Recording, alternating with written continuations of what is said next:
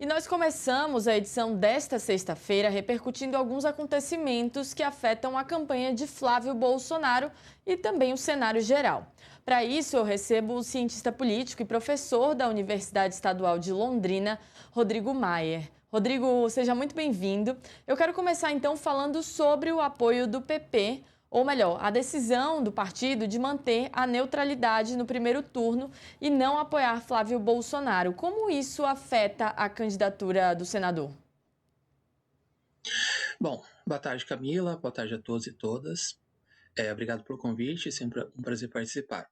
Em relação à questão do PP, afeta um pouco, porque a campanha do Flávio Bolsonaro está com dificuldade de construir palanques, principalmente no Nordeste, que terá um grande peso, tem um grande peso já há muito tempo nas eleições. Então, com essa neutralidade, ele vai ter dificuldade de conversar com governadores, com parlamentares, com lideranças, de modo que ele consiga ter uma maior capilaridade eleitoral. Isso vai afetar principalmente caso haja um segundo turno também. Tá? E também isso mostra uma dificuldade do próprio candidato em construir alianças. Né? É uma grande dificuldade que a campanha tem, né? Porque assim, o Flávio ainda não, o Flávio não é o Jair. O Jair que tem o capital político. E o capital político do Jair possibilita que ele tenha uma ação mais direta, que ele consiga impor mais coisas. O Flávio não tem isso. Então, isso também mostra uma grande dificuldade também do modo em que o candidato está se comportando em termos de construir alianças. Rodrigo, e além do PP, a federação, né, PP União, outros partidos também podem se manter neutros, como o Podemos e o Republicanos. O Republicanos publicou até uma nota há alguns finais de semana atrás falando sobre essa questão, né, de que não a princípio não tinha fechado um apoio a Flávio Bolsonaro. Isso pode impactar também no apoio de outros setores da sociedade, como, por exemplo, apoio do mercado financeiro, outros setores a Flávio Bolsonaro? Sim, a campanha do Flávio Bolsonaro tem demonstrado uma dificuldade de conversar para além da bolha bolsonarista, que envolve entre 20% e 30% da população. Então, ele mostrando essa dificuldade, o próprio mercado financeiro pode olhar para um Caiado, para um Zema, e ver eles como candidatos mais viáveis também. Em relação aos republicanos, aí também tem um grande problema que o republicanos é um partido muito ligado à igreja evangélica. Então, que é um setor onde a campanha onde o bolsonarismo tem um grande apelo.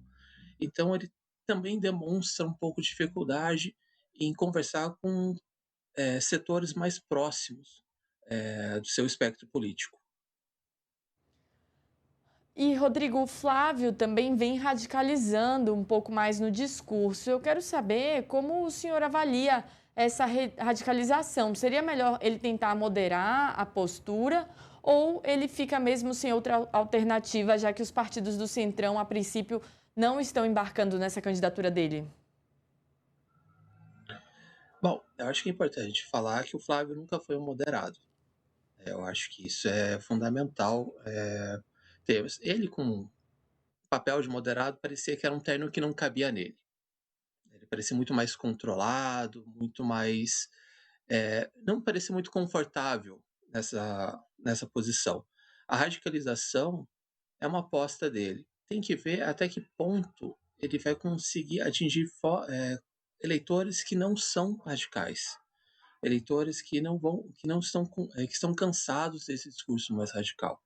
Eu acho que a estratégia dele de radicalizar agora é uma forma também de tentar dar uma sobrevida à campanha. É uma campanha que já está sofrendo antes mesmo de ser oficializada, e uma hora ele modera, uma hora ele radicaliza, mostra que a campanha ainda não tem um direcionamento. Então a opção pela radicalização é uma tentativa também deles de manter um eleitorado que é fiel principalmente ao pai dele. E apesar também dessas derrotas, né, a princípio, chamando aqui de derrotas, essa falta de apoio nesse primeiro momento do Centrão, Flávio fez as pazes publicamente ontem com a Michele Bolsonaro.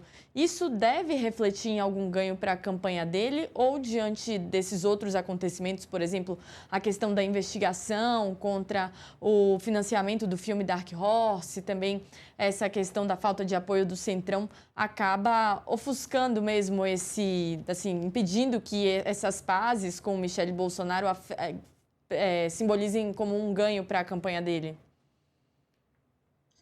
Bom, o Flávio precisa muito mais da Michelle do que a Michelle precisa dele. Tá? Os escândalos recentes têm escastado em relação ao Palanque, ainda mais para esse elemento surpresa, que a cada semana tem algum novo acontecimento, está pegando também aliados de surpresa. Ele vai precisar dela principalmente porque a extrema-direita tem mostrado uma grande dificuldade em conquistar apoio de mulheres, e ele também precisa manter o apoio dos evangélicos.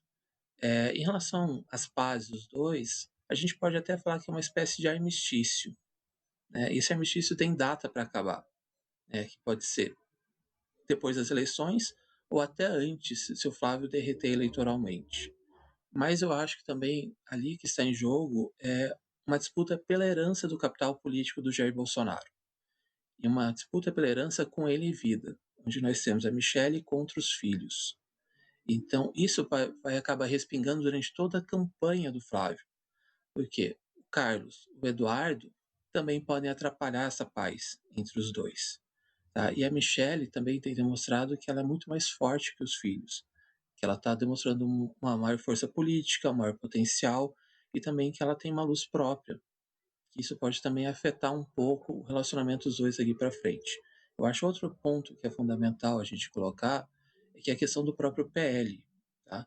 Que para o Valdemar não é interessante essa briga interna, principalmente que ela vá para além dos muros do partido.